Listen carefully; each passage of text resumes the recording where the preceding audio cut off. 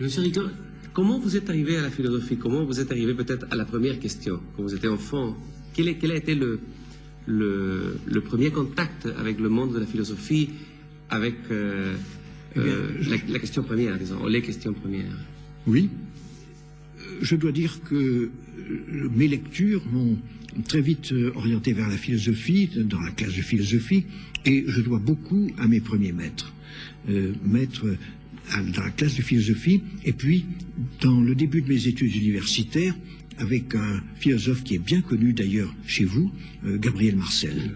Vous avez bien voulu me dire tout à l'heure quelle était pour vous-même et pour les proches la place de Gabriel Marcel.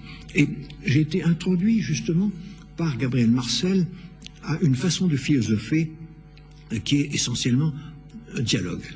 Et nous avions une règle d'ailleurs dans le cercle autour de Gabriel Marcel, de toujours partir d'exemples et non pas de théories déjà faites, et donc ne pas nous embarquer dans la réfutation, mais dans l'analyse directe. Et donc quelque chose d'assez proche d'ailleurs du théâtre, Gabriel Marcel, puisque dans son théâtre, ce sont ces personnages qui disent avant lui ce vers quoi il va aller, je dirais, spéculativement. En quelque sorte, ces pensées sont essayées par les hommes de théâtre, par les personnages du théâtre. Et moi, je dois beaucoup à cela. Où, en quelque sorte, je trouve dans